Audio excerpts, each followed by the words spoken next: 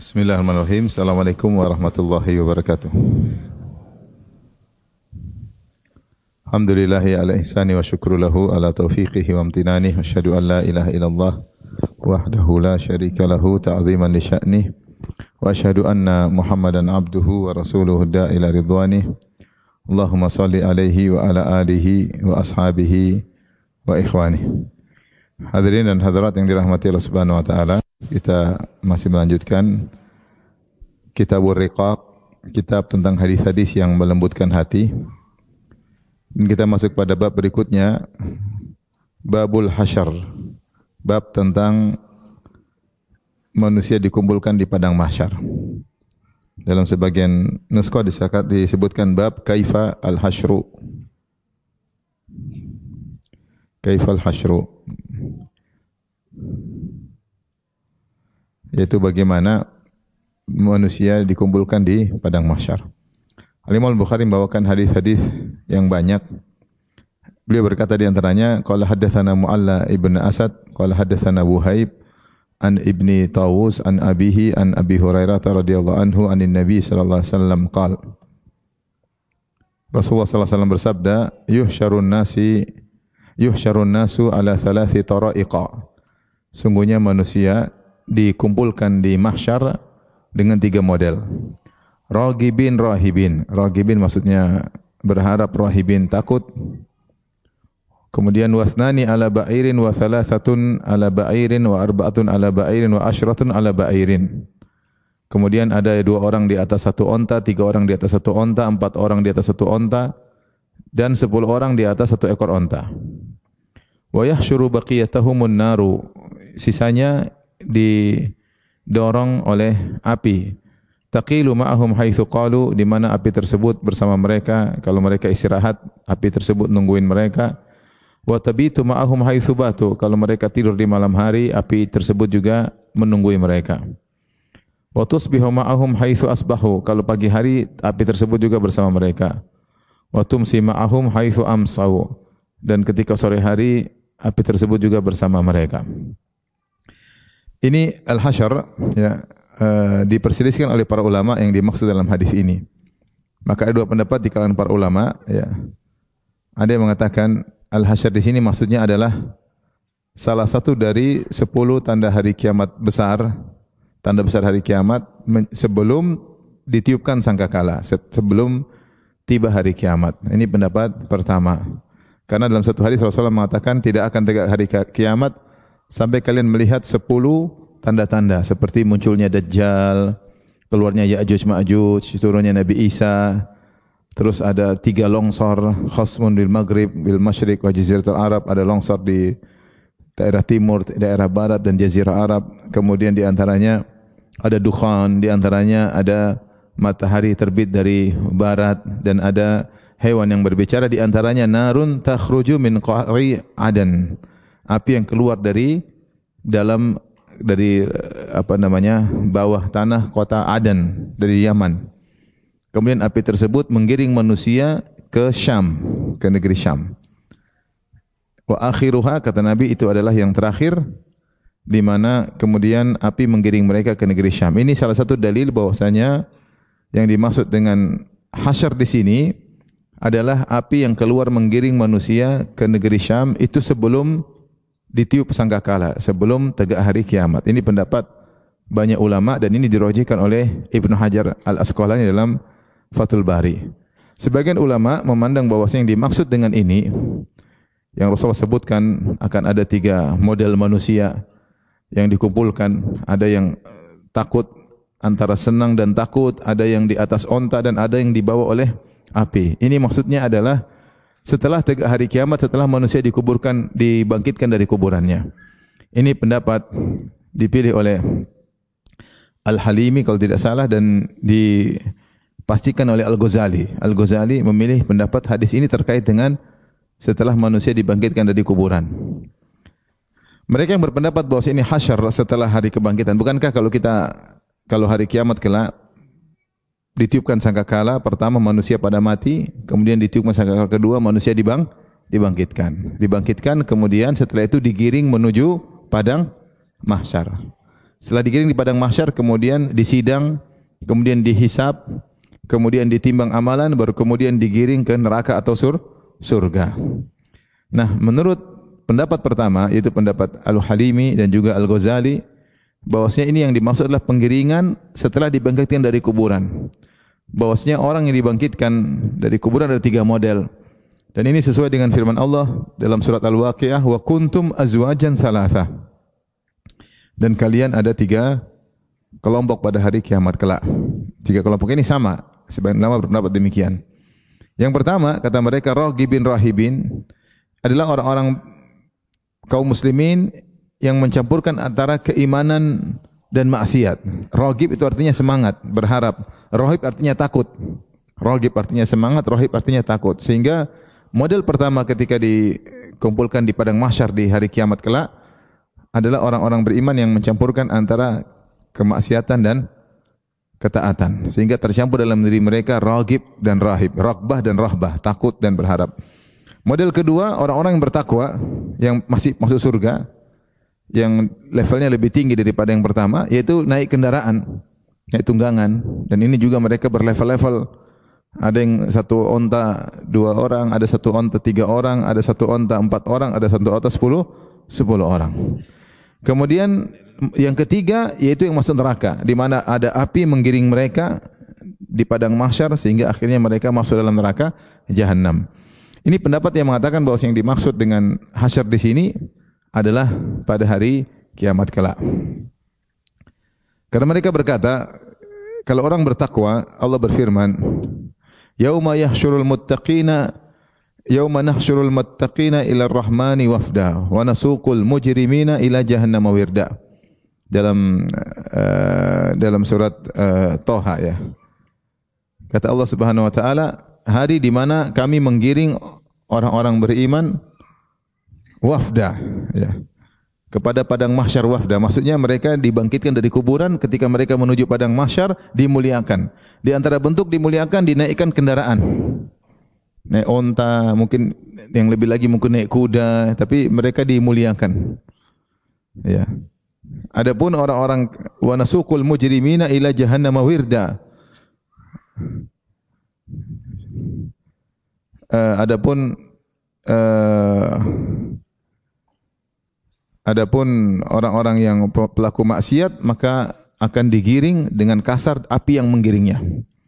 Jadi ini pendapat yang mengatakan bahwasanya mahsyar ini terkait setelah hari kiamat.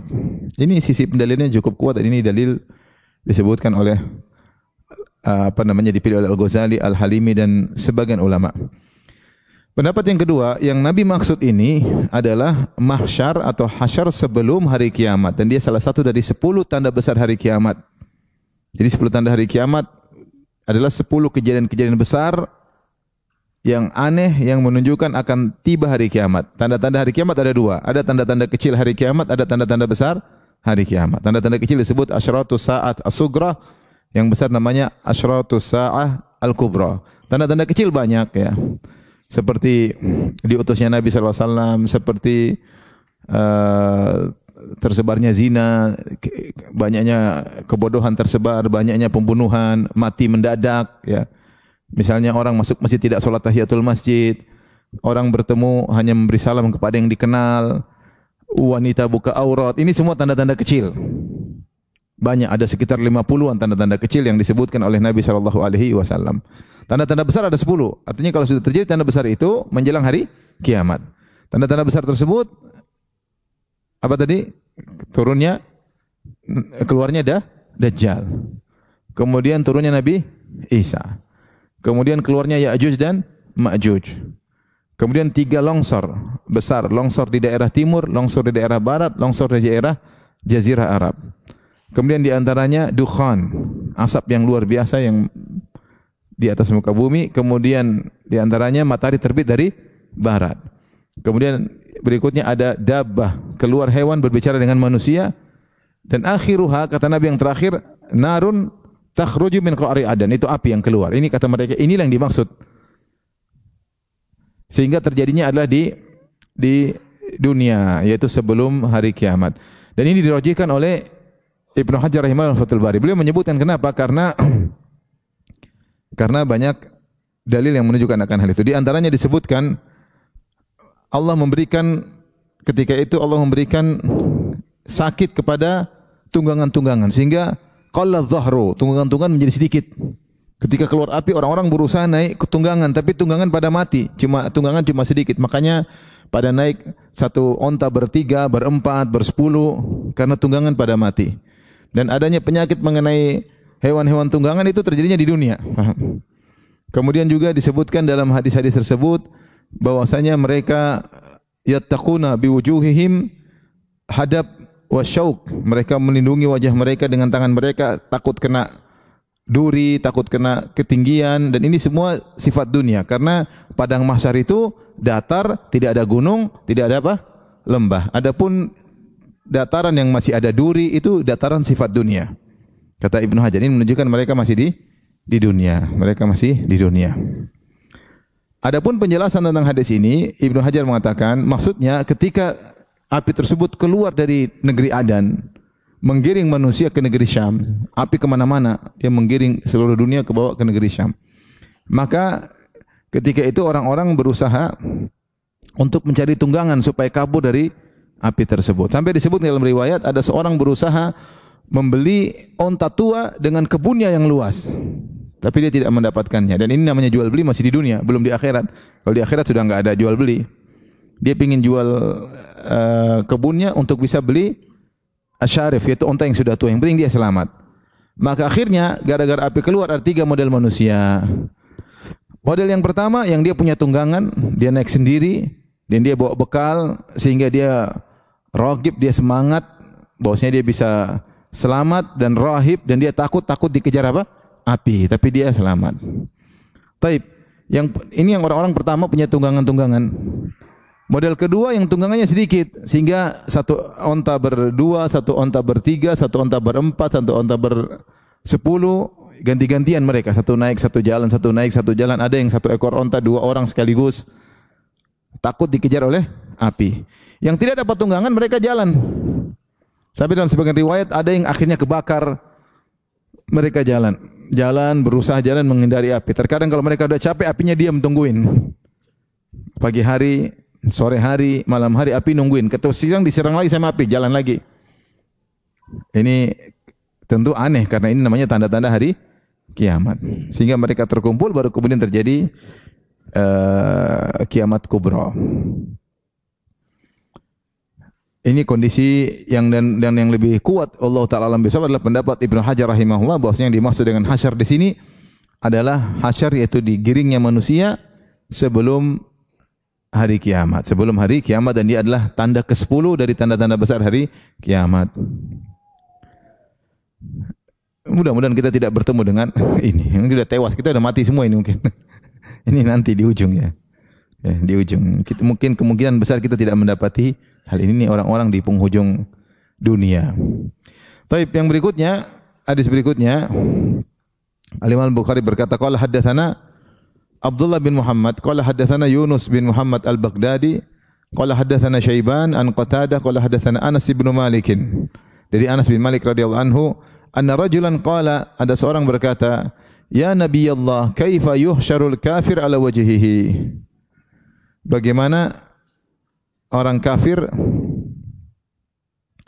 dikumpulkan di atas wajahnya, ya.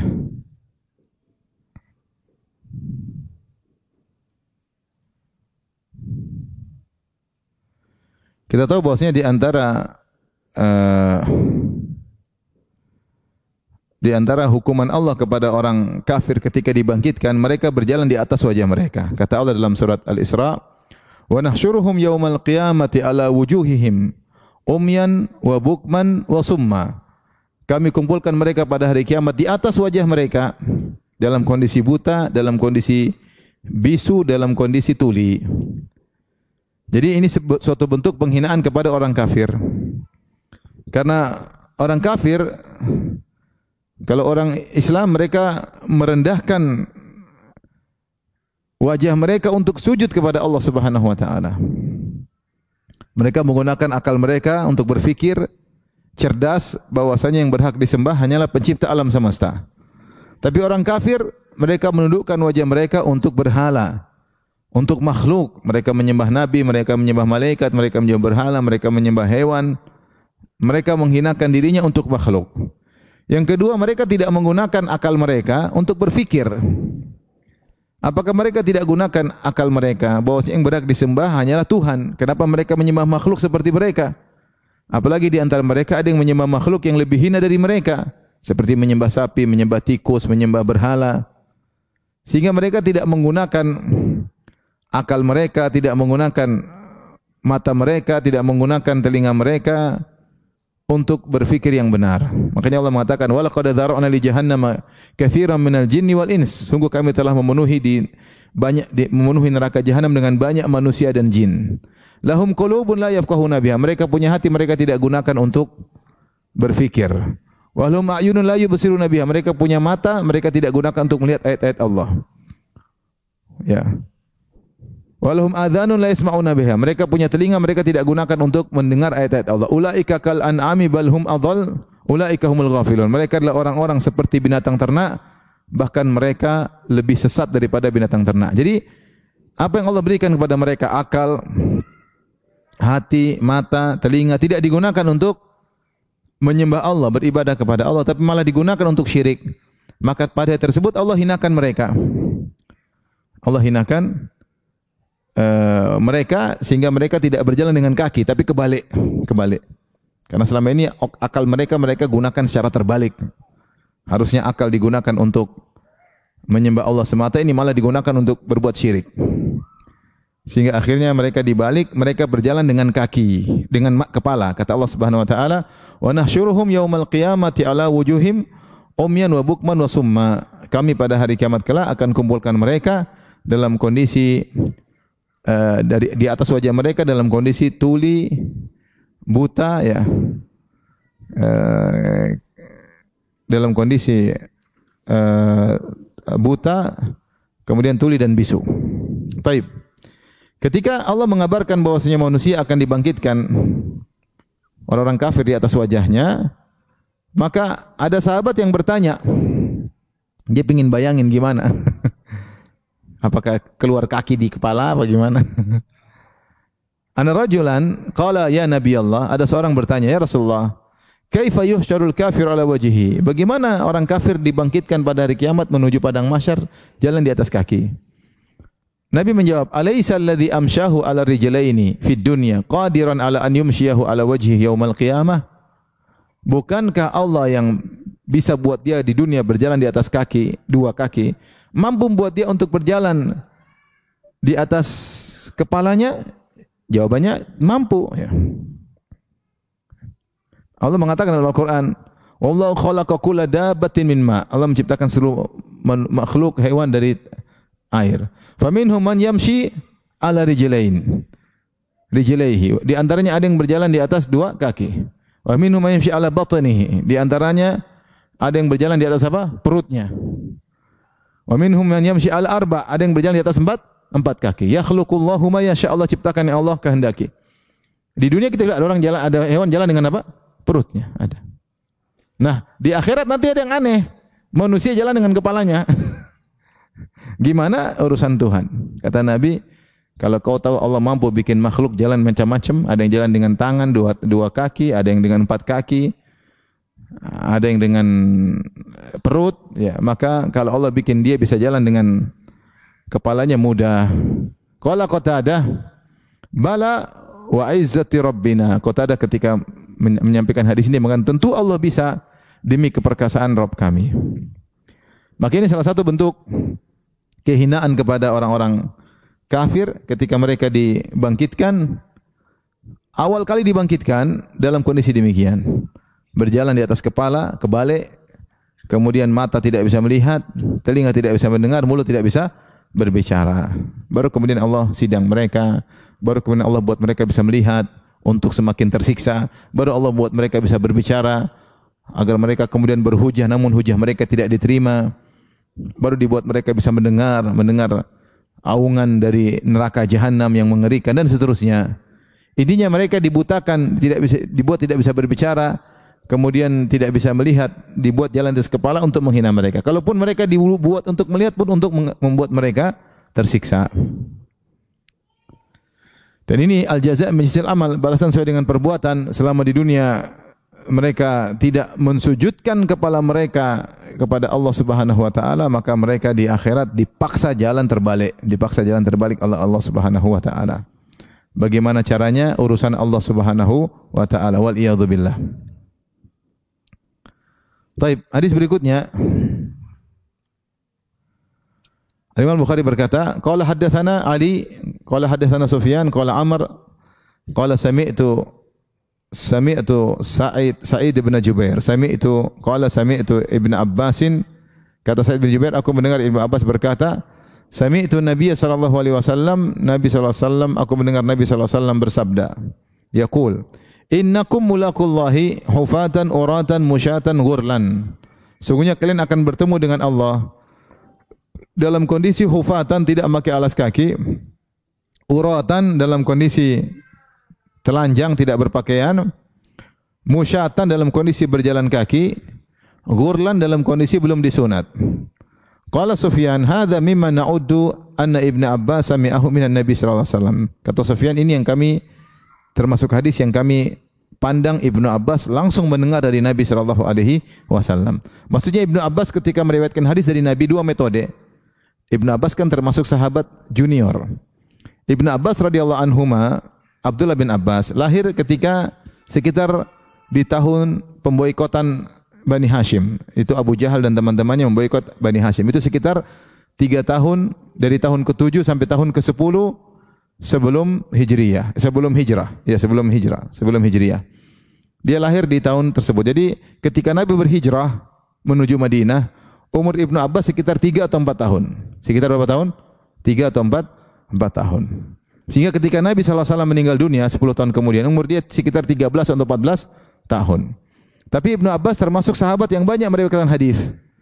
Maka sebagian hadis dia dengar langsung dari Nabi. Seperti Nabi, dia mengatakan, aku berjalan bersama Nabi, Nabi megang pundakku. Artinya Nabi ngomong langsung. Tapi sebagian hadis dia tidak dengar langsung dari Nabi, tapi dengar dari sahabat yang lain. Dia meriwayatkan dari sahabat dari Nabi sallallahu alaihi wasallam, sehingga dia punya periwayatan hadis yang banyak. Sebagian dia dengar langsung dari Nabi, sebagian dia dengar lewat perantara dari sahabat Nabi yang lain. Karena dia sahabat junior, ya. Oleh karenanya Sufyan ketika menyampaikan hadis ini dia berkata, hadza mimma na'uddu anna Ibnu Abbas sami'ahu minan Nabi sallallahu alaihi wasallam. Ini termasuk hadis ini termasuk hadis yang menurut kami Ibnu Abbas mendengar langsung dari Nabi, bukan lewat perantara. Apa hadisnya? Nabi sallallahu alaihi wasallam berkata, karena Ibnu Abbas berkata, sami'tun Nabiy sallallahu alaihi wasallam, aku mendengar Nabi berkata. Berarti Ibnu Abbas dengar langsung. Beda kalau Ibnu Abbas berkata, qala Nabi sallallahu alaihi wasallam, Rasulullah SAW bersabda, tanpa mengatakan aku mendengar. Nah, ini bisa jadi dia dengar langsung, bisa jadi dengar lewat apa? Perantara. Namun ketika dia mengatakan sami'tu, aku mendengar Nabi bersabda, berarti dia mendengar langsung. Taib. Kata Nabi sallallahu alaihi wasallam, innakum mulaqullah, kalian sungguh-sungguh akan bertemu dengan Allah. Pasti. Ya ayyuhal insanu innaka kadihun ila rabbika kadhan famulaqih. Wahai manusia sekalian di atas muka bumi, kalian tuh berusaha bekerja, sungguhnya sedang berjalan menuju Allah. Famulaqih, dan kalian akan pasti ketemu. Mau kerja apapun, kalian sedang berjalan menuju Allah Subhanahu wa taala. Saya sering bilang, ibarat kita semua sedang menjalani antrian. Kita masuk dalam rel menuju pertemuan dengan Allah. Namun kondisi kita berbeda-beda. Mungkin ada yang pedagang, ada yang insinyur, ada yang pejabat, ada yang mungkin office boy, macam-macam. Tapi semuanya di atas rel menuju Allah Subhanahu wa taala. Innaka kadihun ila rabbika. Sungguhnya kalian sedang berusaha menuju Rabb kalian. Keseharian kalian itu kalian sedang berusaha menuju Rabb kalian. Famulaqi, dan kalian pasti ketemu dengan Allah Subhanahu wa taala. Maka Nabi ingatkan, ya. Kata Nabi, innakum mulaqullah, kalian pasti akan bertemu dengan Allah. Nah, ketika kalian bertemu dengan Allah, dibangkitkan dari hari kiamat kelak, bagaimana kondisi kalian? Hufatan uratan, tidak pakai alas kaki. Tidak ada yang dibawa, miskin, ya. Dibangkitkan di padang mahsyar yang putih sebagaimana kita jelaskan pada pertemuan lalu. Kakursatin naqi, seperti gandum, roti gandum yang bersih, tidak ada kotorannya, bersih. Ya, agak warna kemerah-merahan tanah tersebut, tidak ada gunung, tidak ada lembah. Laisa fiha ma'lamun li ahad, tidak ada tanda-tanda, tidak ada pelang, tidak ada rumah, tidak ada pohon, tidak ada, semuanya bersih rata, orang dikumpulkan. Bagaimana dibangkitkan ketika dibangkit dari kuburan? Hufatan, tidak pakai alas kaki. Subhanallah, dalam riwayat yang lain buhman, tidak ada harta yang dia bawa, tidak ada harta yang dia bawa. Jadi inilah hakikat manusia ketika dibangkitkan, ya. Tidak ada harta yang dia bawa. Jangankan ya sepeda, jangankan kendaraan, ya, sendal aja dia enggak punya. Hufatan. Dalam kondisi tidak pakai alas kaki. Kemudian uratan, dalam kondisi tidak berpakaian, telanjang bulat, tidak pakai pakaian. Musyatan, jalan kaki, jalan kaki. Ghurlan belum disunat, belum disunat. Jadi dibangkitkan dalam kondisi belum disunat laki-laki maupun perempuan. Taib, kita lanjutkan hadis berikutnya yang mirip. Al-Imam Al-Bukhari berkata, qala haddatsana Qutaibah ibnu Sa'id qala haddatsana Sufyan an Amr an Sa'id bin Jubair ibni Abbas radhiyallahu anhuma qala, dari Ibnu Abbas beliau berkata, sami'tu Rasulullah sallallahu alaihi wasallam yakhtubu 'alal mimbar. Aku mendengar Rasulullah sallallahu berkhutbah di atas mimbar. Yaqulu, Nabi berkata, innakum mulaqullahi hufatan uratan ghurlan. Sungguhnya kalian akan bertemu dengan Allah dalam kondisi tidak memakai alas kaki, dalam kondisi telanjang, dalam kondisi belum disunat. Maknanya sama.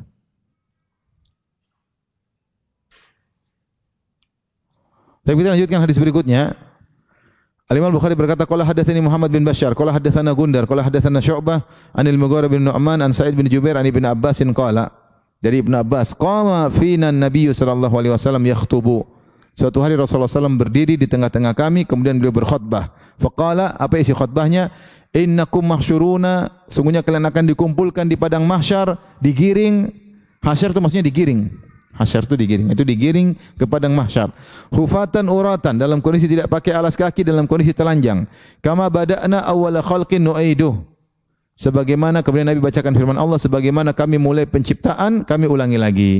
Bukankah seorang ketika pertama kali dicipta keluar dari perut ibunya, dia tidak pakai sendal, dia tidak pakai baju, dia tidak bawa harta, dalam kondisi telanjang, maka demikian kata Allah, kama bada'na awwala khalqin nu'iduh.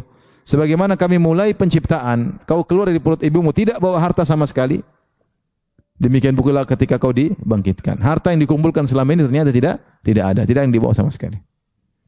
Orang mengumpulkan harta sekarang tidak ada yang dia bawa kecuali kain kafan, masuk dalam kuburan. Maka seorang harus cerdas, ya. Agar hartanya bisa masuk dalam kuburannya, maka hendaknya dia gunakan harta tersebut untuk amal saleh. Sehingga kalau jadi amal soleh, maka amal soleh akan menemaninya dalam alam barzakh.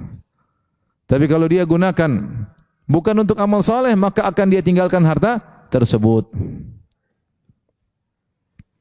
Subhanallah, saya baru ketemu orang cerita, Ustaz ini rumah besar Ustaz. Ada orang yang bikin, baru selesai bikin, dia udah meninggal dunia. Subhanallah, dia bangun rumah untuk orang lain. Dia sendiri tidak menempati. Dia tidak menempati.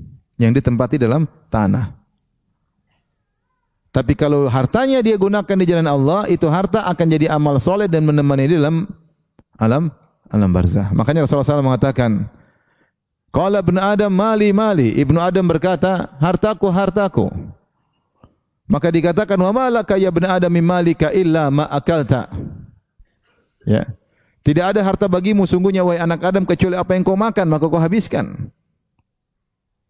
Aw labista fa ablait, atau yang kau pakai terus lusus kemudian rusak pakai baju tersebut. Aw tasaddaqta fa amdait, atau yang kau sedekahkan kemudian menjadi amal solehmu. Cuma 3 kemungkinan. Kalau untuk makan habis, untuk pakai selesai, menjadi usang pakaian tersebut, mobil rusak, rumah ya sudah. Tapi yang benar-benar hartamu yang kau gunakan di dunia dan yang kau gunakan di alam barzakh. Di dunia itu harta kita benar, yang kita makan itu benar-benar harta kita. Yang kita kasih orang bukan harta kita. Ya. Yang kita pakai baju, mobil itu yang kita punya, yang orang lain pakai berarti bukan punya kita, karena sungguhnya tidak kita gunakan. Itu dunia. Di akhirat gimana? Kata Nabi, Wa tasaddaqta wa ma tasaddaqta fa amdait, yang kau sedekahkan dan itu kemudian bertahan, yaitu abadi. Maksudnya sedekah maka akan jadi amal saleh menemani kita dalam alam barzakh. Lihatlah kenyataan yang menyedihkan, orang dibangkitkan dalam kondisi tidak bawa apa-apa. Ya, tidak bawa apa-apa. Kemudian Nabi berkata, inna awwala al-khalaiq yuksa yaumal qiyamah Ibrahim. Yang pertama kali dipakaikan baju dari makhluk adalah Ibrahim alaihissalam. Jadi semua dibangkit dalam kondisi tidak berpakaian kecuali Ibrahim. Di sini dibahas oleh para ulama, kenapa Ibrahim yang pertama kali dipakaikan baju? Ada pendapat yang mengatakan sebagai pemuliaan kepada Ibrahim alaihissalam. Karena ketika dia membela tauhid, dia membela Allah Subhanahu wa taala di suatu negerinya Babil, semua orang musyrik, semua orang kafir, bapaknya saja tukang bikin Tuhan. Bapaknya Ibrahim punya pabrik produksi Tuhan. Semua orang memusuhi dia. Bersatu padu untuk membakar dia. Subhanallah. Tapi benar kata Nabi kepada Ibnu Abbas, Lau ijtama'u ala an yadhurruka bi syai'in lan yadhurruka illa bi syai'in qad kataballahu alaik. Kalau seluruh manusia bersatu padu untuk beri mudarat kepadamu, mereka tidak bisa beri mudarat kepadamu kecuali yang telah Allah catat akan menimpamu. Jika tidak. Maka mereka semua kumpulkan kayu bakar yang lama untuk bakar Ibrahim. Mereka bikin rencana. Jadi Ibrahim ditahan dulu, dipenjarain dulu. Kemudian mereka kumpulkan kayu bakar. Butuh waktu yang lama sampai ada yang sakit mengatakan kalau saya sembuh, saya akan bawa kayu bakar untuk bakar Ibrahim. Sampai orang bernazar untuk bawa kayu bakar untuk bakar Ibrahim. Sehingga tatkala dikumpulkan kayu bakar yang banyak, Ibrahim dibuka bajunya. Jadi dia pernah dibuka bajunya karena Allah Subhanahu wa taala. Kemudian dilemparkan di udara pakai katapult raksasa supaya dia masuk di tengah lautan api kemudian terbakar. Disitulah Ibrahim berdoa, hasbiyallahu wa ni'mal wakil. Cukuplah Allah bagiku dan dia Allah sebaik-baik tempat pertolongan. Maka Allah pun berfirman, ya naru kuni bardan wa salaman ala Ibrahim. Wahai api jadilah kau dingin dan keselamatan bagi Ibrahim. Akhirnya Ibrahim selamat. Nah, di sini dia dibuka bajunya karena membela apa? Tauhid. Tauhid. Di antara hewan-hewan yang ikut meniup api siapa? Cicak. Makanya di antara hikmah kenapa cicak disunahkan untuk dibunuh, minal fawasiq, hewan yang termasuk hewan-hewan yang mengganggu, Rasulullah sebutkan misalnya tikus, cicak, ular, ya, kemudian misalnya burung gagak yang mencuri, ya. Misalnya anjing yang menggigit, mengganggu, ya. Di antaranya cicak juga mengganggu, datang masuk ke makanan, merusak apa? Makanan. Salah satu hikmahnya tidak apa dibunuh. Yang kedua di satu hikmahnya agar kita menyalakan cahaya tauhid. Ingat ini pernah nenek moyangnya. Jadi bukan dosa keturunan, bukan, tapi untuk di antara hikmahnya ketika kita membunuh cicak adalah untuk ingat bahwasanya kita harus membela apa? Tauhid. Kemudian para ahli bahas apakah yang dimaksud cicak yang ada di rumah atau cicak yang mana? Wallahu a'lam bishawab. Tapi intinya Ibrahim alaihissalam, ya, kita ingat ya bagaimana perjuangan dia. Dia dimuliakan oleh Allah Subhanahu wa taala. Ini seperti kisah Al-Habib yang dalam surat Yasin. Ketika para rasul datang kemudian dimusuhi oleh kaumnya, dia datang dari jauh. Maka kemudian dia pun menegur kaumnya. Ittabi'ul mursalin, wahai kaumku ikuti para rasul. Ikuti para rasulnya, kaumnya marah, dia dibunuh. Al-Habib dibunuh. Ketika dibunuh, ternyata dia dimasukkan Allah dalam surga. Maka dia berkata, ya laita qaumi ya'lamun bima ghafara li rabbi. Ya. Seandainya kaumku mengetahui ya, apa yang Allah berikan kepadaku. Jadi dia meninggal kemudian masuk apa? Surga. Tapi dia sayang kepada kaumnya.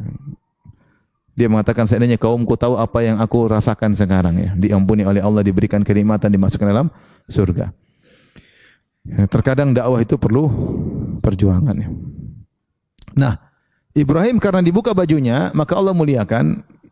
Maka ketika itu dia yang pertama kali dipakaikan baju oleh Allah Subhanahu wa taala. Khilaf di kalangan para ulama. Mana yang duluan pakai baju? Ibrahim alaihissalam atau Nabi Muhammad sallallahu alaihi wasallam? Para ulama sepakat bahwasanya nabi yang paling mulia adalah Nabi Muhammad sallallahu alaihi wasallam. Nabi Muhammad dan Nabi Ibrahim bersepakat dalam al-khullah. Dua-duanya mendapat gelar Khalilur Rahman, kekasih Allah. Makanya Allah berfirman, "Wattakhadallahu Ibrahim khalila." Allah menjadikan Ibrahim sebagai kekasihnya. Dan Nabi berkata, "Innallaha takhadhani khalila kama takhadha Ibrahim khalila." Allah menjadikan aku kekasihnya sebagaimana Allah menjadikan Ibrahim sebagai apa? Kekasihnya. Kalau kita boleh urutkan bahwasanya Nabi yang paling tinggi Nabi Muhammad SAW, kemudian Nabi siapa? Ibrahim. Nah, jelas tapi Nabi Muhammad lebih mulia daripada Nabi Ibrahim. Namun kenapa Ibrahim diberikan baju terlebih dahulu? Maka ada yang mengatakan tidak, Nabi Muhammad sudah dapat baju dulu. Ibrahim diberikan baju maksudnya dibandingkan dengan makhluk yang lain. Ini pendapat. Untuk tetap menjaga Rasulullah yang paling pertama. Pendapat yang kedua mengatakan enggak, zahirnya Ibrahim dulu kasih baju, baru kemudian Rasulullah. Rasulullah belakangan. Tapi meskipun Rasulullah belakangan diberikan baju lebih indah daripada bajunya siapa? Ibrahim, karena Rasulullah lebih tinggi kedudukannya. Dan kaidah menyatakan bahwasanya tidak mesti kalau ada seorang nabi lebih unggul dari nabi kita SAW dalam satu sisi, kemudian berarti dia lebih unggul dari sisi yang lain. Ya, seperti dua orang, satu kebaikannya 100, satu kebaikannya 2, tapi lebih unggul daripada yang satunya. Tetap saja yang kebaikannya 100 lebih unggul, meskipun dia mungkin lebih afdal dari sebagian sisi. Dan itu yang terjadi seperti hadis ini. Rasulullah mengabarkan bahwasanya Ibrahim alaihissalam lebih dahulu pakai baju daripada Nabi Muhammad SAW. Maka dia lebih afdal dari sisi didahulukan memakai baju daripada Nabi ketika di padang mahsyar. Namun bukan berarti dia mengungguli Nabi, karena Nabi lebih unggul dari segala sisi yang lain. Contoh lagi, misalnya sudah pernah kita bahas Nabi Muhammad SAW ketika dibangkitkan hari kiamat, dia sadar tiba-tiba dia lihat Nabi Musa sudah pegang arsy. Kata Nabi Muhammad SAW, saya tidak tahu apakah Nabi Musa tidak ikut mati ketika ditiupkan sangkakala, ataukah dia dibangkitkan sebelumku. Yang dua kemungkinan itu menunjukkan dia lebih mulia daripada Nabi dari sisi ini. Paham? Contoh ini. Namun bukan berarti Nabi Musa lebih afdal daripada Nabi. Nabi Muhammad SAW mengunggul Nabi Musa dari sisi banyak sisi. Contoh lagi seperti sebagian ulama membahas tentang Nabi Yusuf. Nabi Yusuf dibandingkan dengan Nabi Muhammad SAW, Nabi Yusuf lebih tampan dari sisi tampan yang disukai oleh wanita. Oleh karenanya ketika para wanita melihat Nabi Yusuf, mereka sampai pingsan, sampai di antara mereka sampai ada yang motong-motong tangan tanpa sadar. Sebagian ulama mengatakan sampai ada yang langsung tiba-tiba haid mendadak karena lihat Nabi Yusuf alaihissalam begitu saking tampannya. Wa qatta'na aydiyahunna, mereka potong-potong tangan mereka. Bayangkan begitu tampannya Nabi Yusuf. Saya rasa zaman sekarang lihat cowok seganteng apapun, kalau ngiris pakai silet pasti menangis ya. Jangankan silet pakai jarum pentul pasti kaget.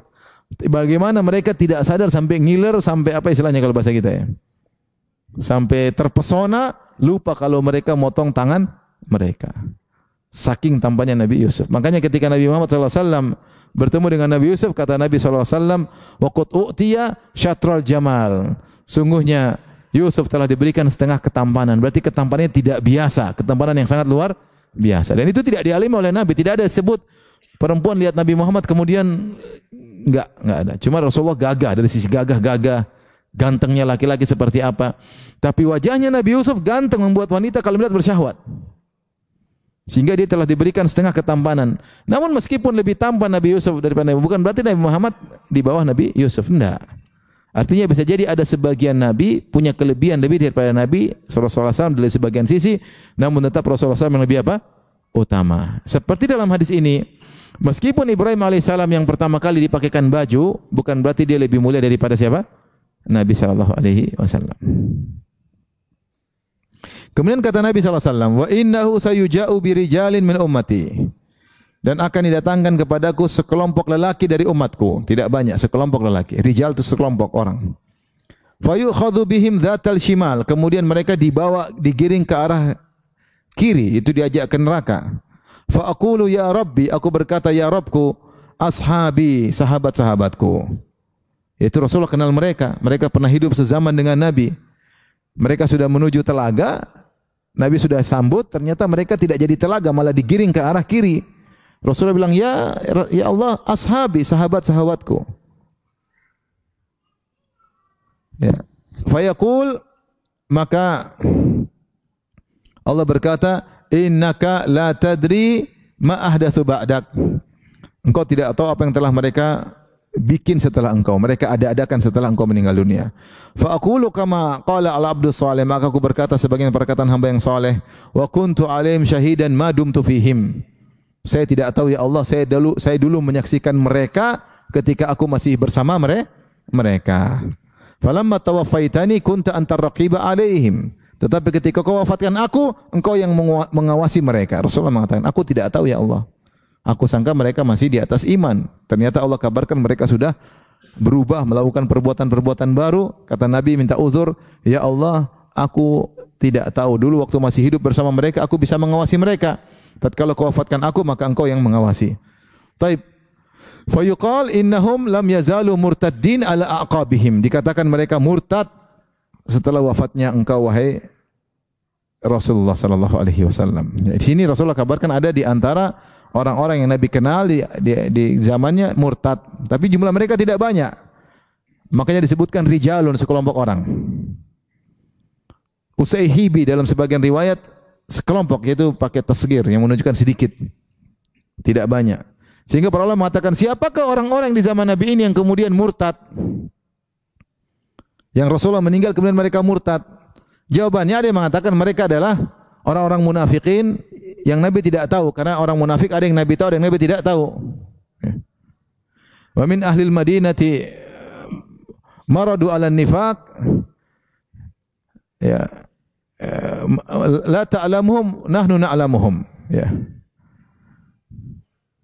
Ada penduduk orang-orang munafik di kota Madinah yang kau tidak tahu tapi kami tahu. Jadi ada orang munafik yang Nabi tidak tahu. Di antaranya ini, Nabi menyangka mereka orang Islam, ternyata mereka setelah Nabi meninggal mereka ternyata menunjukkan kemunafikan mereka. Mereka murtad. Ini pendapat. Dan mereka tidak banyak. Pendapat kedua, maksudnya orang Arab Badui yang masuk Islam. Orang Arab Badui masuk Islam, imannya tidak kuat, ketika Nabi meninggal mereka murtad.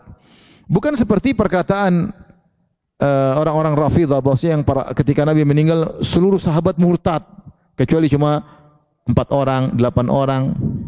Semuanya murtad. Abu Bakar murtad, Umar murtad, Utsman murtad. Yang tidak murtad cuma Ali bin Abi Thalib, Ammar bin Yasir, Al-Miqdad bin Aswad, ya, Abu Dzar, ya, Al-Ghifari. Ini yang tidak murtad cuma segini. Sisanya semua apa? Murtad, ya. Ini tidak benar. Yang benar yang disebut dalam hadis ini murtad cuma sedikit. Lagi pula, siapa sih yang memerangi orang-orang murtad? Abu Bakar yang memerangi orang-orang murtad. Ketika di zaman Nabi orang-orang pada murtad mengikuti nabi-nabi palsu, maka Abu Bakar menyerang mereka. Abu Bakar yang menyerangi para murtadin, dia malah dituduh orang Syiah sebagai orang yang murtad. Taib, ini juga dalil bahwasanya Rasulullah SAW tidak tahu apa yang terjadi setelah beliau wafat. Makanya ketika hari kiamat Rasulullah dikagetkan ada sekelompok orang Rasulullah kenal. Rasulullah mengatakan, kenapa ya Allah mereka dibawa ke neraka? Maka dikatakan, kau tidak tahu apa yang mereka lakukan setelah engkau meninggal dunia. Maka Nabi kemudian menyampaikan, aku tidak berkata kecuali sebagaimana perkataan Nabi Isa. Ketika Allah tanya, apakah engkau menyuruh umatmu untuk menyembahmu wahai Isa dan menyembah ibumu? Kata Nabi Isa alaihissalam, saya tidak pernah ngomong begitu ya Allah. Wa kuntu alaihim syahidan ma dumtu fihim. Saya menjadi saksi mereka ketika saya masih sama mereka. Maka Nabi mengatakan, ya Allah, saya tidak tahu kalau mereka murtad. Saya dulu menjadi saksi mereka ketika saya sama mereka. Tatkala kau wafatkan aku tidak tahu lagi apa yang terjadi. Engkau yang tahu. Berarti Nabi setelah meninggal dia tidak tahu apa yang terjadi. Faham? Maka tidak benar perkataan sebagian orang sufi yang mengatakan Nabi jalan-jalan di Surabaya, jalan-jalan ikut acara inilah, mungkin acara maulid, acara kenegaraan, acara apa, ikut sana sini. Kalau Nabi jalan-jalan terus, Nabi tahu perkembangan politik, Nabi tahu macam-macam, Nabi mungkin kasih nasihat-nasihat, ya. Tidak benar, ya. Makanya khurafat sekarang banyak, ya. Khurafat banyak, ya. Tapi tidak semua orang sepakat dengan khurafat tersebut, ya. Ada yang mengatakan, tadi saya baru dengar ada salah seorang dari mereka membantah di antara mereka. Dia mengatakan nanti mereka bikin pertemuan, tiba-tiba dia diam, kemudian seakan-akan melihat Nabi lewat. Setelah itu dia bilang, tadi Nabi lewat, Nabi kirim salam buat kalian. Masya Allah. Yang hadir kan semangat. Kirim salam Nabi buat. Nabi jalan-jalan ini. Ya itulah khurafat yang tersebar. Nabi bilang katakan, saya tidak tahu. Wa kuntu alaihim syahidan ma dumtu fihim. Saya waktu sama mereka saya tahu ya Allah. Falamma tawaffaitani, tatkala kau matikan aku, kunta antar raqib alaihim. Engkau yang mengawasi apa? Mereka. Ini khurafat luar biasa ya. Bilang Nabi ketemu ini. Karena kalau sudah bilang saya ketemu Nabi, ya orang hebat kayak masuk surga. Ya, berarti kan teman Nabi. Saya ketemu Nabi, ngobrol sama Nabi, naik mobil sama Nabi. Jadi Nabi kayak subhanallah ya. Tidak ada penghormatan kepada Rasulullah sallallahu alaihi wasallam. Masih sering bilang Nabi aja tidak pernah keluar dari kuburan ketemu Aisyah, ketemu istrinya 9. Nabi waktu meninggal istrinya berapa? 9. Tidak ada satupun yang Nabi temui ketika setelah beliau meninggal. Nabi tidak pernah ketemu dengan Fatimah putrinya sampai Fatimah sakit akhirnya meninggal dunia 6 bulan kemudian. Nabi tidak pernah bertemu dengan mantu-mantunya. Ada mantunya siapa? Utsman, ada Ali. Itu kan mantunya. Nabi tidak bertemu dengan mertuanya. Siapa mertuanya? Umar dan Abu Bakar. Ya enggak? Istrinya tidak pernah ditemui. Sahabatnya Abu Bakar, Umar, Utsman tidak pernah ditemui. Mantunya tidak pernah ditemui. Anaknya tidak ditemui. Imam Syafi'i, Imam Malik, Imam Abu Hanifah, Imam Ahmad juga tidak pernah ditemui. Terus ketemu ente di Surabaya ngapain? Ada apa gerangan? Katanya Surabaya diperhatikan oleh Kanjeng Nabi sallallahu alaihi wasallam. Apa yang diperhatikan Surabaya? Kenapa bukan Jakarta ya? Kenapa bukan Tegal? Dan macam-macamnya. Jadi ini semua khurafat. Taib, berikutnya, hadis berikutnya. Imam Bukhari berkata, qala hadatsana Qais bin Hafs, qala hadatsana Khalid bin Harith, qala hadatsana Hatim bin Abi Saghirah. An Abdullah bin Abi Mulaika qala hadatsani Al-Qasim bin Muhammad bin Abi Bakar anna Aisyah radhiyallahu anha qalat. Bahwasanya Aisyah radhiyallahu anha berkata, qala Rasulullah sallallahu alaihi wasallam bersabda, tuhsyaruna hufatan uratan gurlan. Kalian akan digiring di padang mahsyar dalam kondisi tidak memakai alas kaki, telanjang dan belum disunat. Aisyah berkata, qalat Aisyah, faqultu ya Rasulullah, ar-rijal wan nisa yanzuru ba'dhum ila ba'd. Ya Rasul, laki-laki perempuan telanjang-telanjang, kemudian apakah mereka tidak saling melihat di antara mereka? Kan haram lihat apa? Aurat. Jadi Aisyah mikir syariat. Gimana nanti kalau hari kiamat? Kan orang telanjang, kan kita enggak boleh ngelihat aurat orang. Maka Nabi berkata, al-amru asyaddu min an yuhimmahum dzalik. Perkara lebih dahsyat sampai mereka tidak sempat mikirin seperti itu. Enggak ada. Sangat dahsyat. Ini sudah saya pernah sampaikan, para sahabat ketika disebutkan tentang hari kiamat, mereka yang pikir bagaimana menjalankan syariat. Ketika Rasulullah menyebutkan Dajjal akan ada di atas muka bumi arba'ina yauman, 40 hari. Ma min baladin illa sayata'ud Dajjal. Tidak ada satu negeri pun kecuali Dajjal pasti akan datang. Mau di Meruya, mau di Bekasi, Jakarta, Surabaya, Dajjal akan datang. Satu negeri pasti diinjak oleh Dajjal. Kemudian dia akan tinggal di atas muka bumi 40 hari. Kata Nabi, yaumun kasanah, ada satu hari seperti setahun. Sehari bukan 24 jam, sehari 365 hari. Seperti setahun. Jadi siangnya berarti berapa? 183 hari. Malamnya 183 hari. Benar enggak? 365, 366. Bayangkan. Siangnya 180 hari, malamnya 180 hari. Kemudian yaumun kasyahrin. Ada satu hari yang seperti 30 hari. Siangnya 15 hari, malamnya 15 hari. Itu 15 kali 24 jam. Terus malamnya 15 kali 24 jam. Kemudian yauman kajum'ah. Ada satu hari seperti satu pekan. Satu hari seperti satu pekan. Wa sairu ayamihi ka iyamikum. Sisa harinya yaitu 37 hari lainnya 24 jam. Sama seperti hari kalian. Taib. Kalau kita yang dibilang Nabi, kira-kira kita bilang apa? Ya Nabi, gimana kok matahari? Kenapa bisa begitu? Kita pasti nanya gitu. Kita keponya. Terus kepanasan enggak? Kemana tumbuhan bisa tumbuh? Mungkin kita nanyanya gitu-gitu. Sahabat enggak kepo gitu. Dia tanya bagaimana cara solatnya. Dia tanya tentang ibadah. Bagaimana cara sholat kita ya Rasulullah ketika satu hari sama dengan setahun? Apakah selama 183 hari siang itu dan selama 365 hari itu kita cuma sholat 5 waktu? Karena kan sehari 5 waktu sholat. Bagaimana cara sholat kita ya Rasulullah? Kata Rasulullah, sesuai dengan kadarnya. Yaitu hitung perkirakan dengan kadarnya. Itu setiap 24 jam salat 5 waktu. Setiap 24 jam salat 5 waktu. Ini hadis dijadikan dalil oleh sebagian ulama tentang sebagian sekarang ini di sebuah bumi ada yang mungkin siang 3 bulan, yang malam 3 bulan. Maka bukan berarti puasa selama 3 bulan, enggak. Tapi setiap 24 jam dianggap ada siang dan malam. Maka buka puasanya mengikuti negara yang sebelah, negara yang sekitarnya, seperti itu. Itu fatwa para ulama. Dan ternyata di akhir zaman ada satu hari seperti satu tahun. Maksud saya, yang dipikirkan para sahabat ketika ditanya, mereka tidak kepo dengan macam-macam. Mereka tidak bilang, kok bisa Dajjal hidup selama itu? Ya? Kok Dajjal bisa jalan kemana-mana? Kok bisa? Kalau kita kan gitu, mungkin kalau Ustaz Dajjal naik apa Ustaz? Mungkin kita nanya gitu kan. Kok bisa 40 hari muter keliling dunia? Naik apa Ustaz? Apa naik pesawatnya UFO apa gimana? Tapi sahabat enggak nanya gitu. Yang dia nanya bagaimana cara ibadahnya, paham? Menunjukkan pikiran mereka selalu apa? Ibadah dan syariat. Contohnya ini. Ketika Aisyah dikabarkan laki-laki dan perempuan bangun telanjang bareng-bareng, Aisyah berpikir dalam riwayat, aurat ya Rasulullah. Gimana nanti kita lihat, dengan dosa. Enggak lihat aurat. Yang dia pikir gimana? Aurat nanti kita melanggar. Ya, itu yang dipikirkan oleh Aisyah radhiyallahu anha. Maka Rasulullah mengatakan perkaranya sangat dahsyat. Dalam riwayat yang lain Rasulullah membacakan firman Allah, likulli imri'in minhum yauma idzin sya'nu yughni. Masing-masing orang punya urusan yang buat dia tidak sempat untuk ngurusin seperti itu. Kemudian saya pernah dengar ceramah Syekh Utsaimin mengatakan telah terjadi di dunia yang semisal itu. Kemudian beliau cerita tentang kejadian terowongan Mina. Ketika terjadi terowongan Mina, sebagian orang bajunya terlepas. Saya enggak tahu apakah baju atau ihram, pokoknya terlepas. Orang telanjang ketika itu. Tapi enggak ada yang mikir bagaimana selamat, bukan mikir apa? Telanjang orang, tapi ada baju terlepas.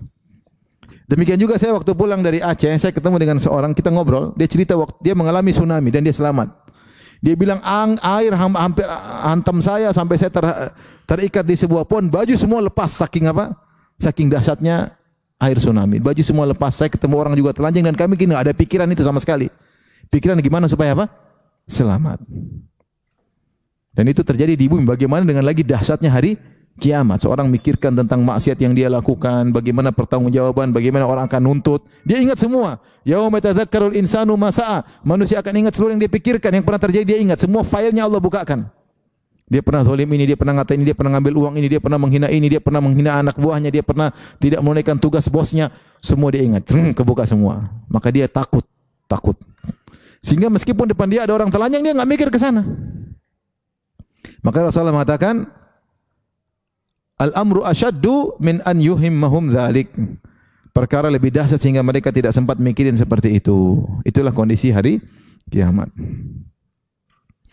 Baik, hadis berikutnya tinggal 2 hadis lagi. Al-Imam Bukhari berkata, qala hadatsana Muhammad bin Bashar, qala hadatsana Gundar, qala hadatsana Syu'bah an Abi Ishaq, an Amr bin Maimun, an Abdullah qala kunna ma'an Nabi sallallahu alaihi wasallam fi qubbatin. Kami suatu hari bersama Nabi fi qubbah. Qubbah itu kemah, di dalam sebuah kemah. Kemah terbuat dari kulit atau yang semisalnya. Faqala atardawna an takunu ruba ahli jannah. Apa kalian ridho, kalian suka jika kalian adalah seperempat penghuni surga? Qulna na'am. Kami berkata iya, tentu kami suka. Surga isinya seperempat orang Islam semua. Sisanya dari nabi-nabi yang sebelumnya. Kemudian Rasulullah bilang lagi, tardawna an takunu thuluth ahli jannah. Apa kalian suka kalau kalian menjadi sepertiga penghuni surga? Jadi seperempat sekarang jadi berapa? Sepertiga. Naik lebih banyak lagi. Mau enggak? Qulna na'am, tentu ya Rasulullah kami suka. Rasulullah berkata lagi, atardawna an takunu syatra ahli jannah. Apa kalian suka kalau kalian surga itu setengahnya kalian penghuninya? Qulna na'am, tentu kami suka ya Rasulullah. Qala walladzi nafsu Muhammadin biyadihi. Demi zat yang jiwaku berada di tangannya. Innahu la arju an takunu nisfa ahli jannah. Aku berharap kalian adalah setengah penghuni surga. Wa dzalika annal jannata la yadkhulu illa nafsun muslimah. Karena surga itu tidak akan dimasuki kecuali jiwa yang muslimah. Wa ma antum fi ahli syirki illa ka sya'ratil bayda fi jildi thawril aswad. Tidaklah kalian dibandingkan dengan ahlu syirik kecuali seperti satu helai rambut yang putih yang berada di antara rambut banteng yang berkulit hitam. Au kasya'artis sauda fi jildi thawril ahmar, atau kalian seperti sehelai rambut hitam pada apa namanya tadi? Banteng yang berkulit putih. Ini wallahu alam dalil bahwasanya Rasulullah akan kabarkan bahwasanya umat Islam akan banyak. Kita tahu umat-umat terdahulu mereka juga banyak ya. Tetapi sebanyak-banyak yang mereka tidak akan banyak sekali ya. Dulu ada Nabi Nuh, ada Nabi lain, Nabi Musa, Nabi Yunus saja Allah menyebutkan farsalnahu ila mi'ati alfin aw yazidun. Kami utus Nabi Yunus kepada umatnya 100.000 orang atau lebih, dan lebih, bahkan lebih. Jadi umat Nabi Yunus alaihissalam lebih dari 100.000. Lebih dari 100.000. Zaman dulu banyak, tapi zaman sekarang 100.000 tidak banyak. Nabi Musa pengikutnya banyak ya. Nabi Musa ya, sejak zaman Nabi Musa sampai menjelang Nabi Isa. Berbagai macam nabi-nabi semuanya mengikuti ajaran Taurat. Umat Nabi Musa banyak, tapi umat Nabi Muhammad lebih banyak. Makanya ketika Nabi Musa dan Nabi Muhammad SAW bertemu Isra Mi'raj, maka kemudian mereka ngobrol, bahkan Nabi Musa yang menganjurkan Nabi Muhammad agar minta keringanan sehingga kewajiban solat 50 waktu jadi 5 waktu. Setelah Nabi Muhammad SAW pergi, Nabi Musa menangis. Maka ditanya, "Ma yubkik, apa yang buat engkau menangis wahai Musa?" Kata Nabi Musa alaihissalam, "Aku menangis karena diutus setelahku seorang pemuda yang pengikutnya lebih banyak mau surga daripada pengikutku, yaitu dia Gibtah. Dia Gibtah, yaitu berarti Nabi Muhammad lebih mulia daripada dia." Jadi pengikut Nabi Muhammad SAW akan banyak dan di surga insyaallah setengah surga, setengahnya penghuninya umat Rasulullah SAW. Karena umat Rasulullah SAW terus ada sampai hari kiamat. Baik, yang berikutnya hadis terakhir. Qala hadatsana Ismail qala hadatsani akhi an Sulaiman an Thawr an Abil Ghaith an Abi Hurairah an Nabi sallallahu alaihi wasallam qala, dari Nabi Abu Hurairah bahwasanya Rasulullah SAW bersabda, "Awwalu man yud'a yaumal qiyamati Adam." Yang pertama kali dipanggil pada hari kiamat Adam. Fatura'a dzurriyyatuhu, kemudian diperlihatkanlah keturunannya. Fayuqal, maka dikatakan, "Hadza abukum Adam." Ini adalah dikatakan kepada keturunannya, "Ini ayah kalian Adam." Fayaqul labbaik wa saddaik. Ya. Kata Adam, "Aku penuhi panggilan engkau ya Allah." Fayaqulu akhrij ba'tha jahannam min dzurriyyatik. Wahai Adam, keluarkanlah dari anak keturunanmu yang bakalan masuk dalam neraka jahanam. Fayaqulu rabbi kam ukhrij. Dari keturunanku berapa aku masukkan ke neraka? Kata Allah, akhrij min kulli mi'atin wa tis'ina wa tis'atan wa tis'in. Ya. Maka keluarkan ya min kulli mi'atin tis'atan wa tis'in. Dari 100 orang 99 masukkan neraka, satunya surga. Dari keturunanmu 99 masuk neraka, satunya surga. Faqala ya Rasulullah, idza ukhidha minna min kulli mi'atin tis'atun wa tis'una famadha yabqa minna? Ya Rasulullah, para sahabat berkata, kalau dari 100 diambil 99 masuk neraka, yang satu masuk surga, terus apa yang tersisa? Maka Rasulullah mengatakan, inna ummati fil umami kasya'ratil bayda fi thawril aswad. Sungguhnya jumlah umatku sedikit dibandingkan dengan jumlah umat-umat yang lainnya. Seperti satu helai rambut putih di tubuh banteng yang hitam. Ya. Jadi maksudnya Nabi ingin mengatakan bahwasanya yang diambil dari umat-umat yang lain 99, yang satu mudah-mudahan dari kalian. Yang setiap 99 masuk neraka, dari 100 99 masuk neraka, satu masuk surga. Nah, yang satu itu mudah-mudahan dari kalian. Karena umat Islam cuma sedikit. Tapi demikian saja ikhwan dan akhwat yang rahmati Allah subhanahu wa ta'ala. Insyaallah kita lanjutkan nanti pada bab berikutnya, masih tentang hari kiamat. Sisanya tentang hari kiamat, di antaranya tentang bab tentang idza zulzilatil ardu zilzalaha, tentang qisas, tentang hisab, tentang surga dan neraka, tentang sirat, tentang haud. Sisanya ini masih ada beberapa, 1 2 3 4 5 6 7 8. Masih ada 8 bab, semuanya tentang hari apa? Kiamat. Ya, wallahu alam, Al-Imam Al-Bukhari memperbanyak pembahasan tentang hari kiamat agar hati kita lembut, bahwasanya kita ini akan meninggalkan dunia ini. Makanya kita perlu persiapan, karena peristiwa-peristiwa itu akan kita hadapi. Kalau persiapan kita tidak benar, kita akan sulit melewati peristiwa-peristiwa tersebut. Wallahu ta'ala alam bisawab. Demikian saja kajian kita. Insyaallah kita lanjut kesempatan yang lain. Subhanakallah bihamdik asyhadu an la ilaha illa anta astaghfiruka wa atubu ilaik. Assalamualaikum warahmatullahi wabarakatuh.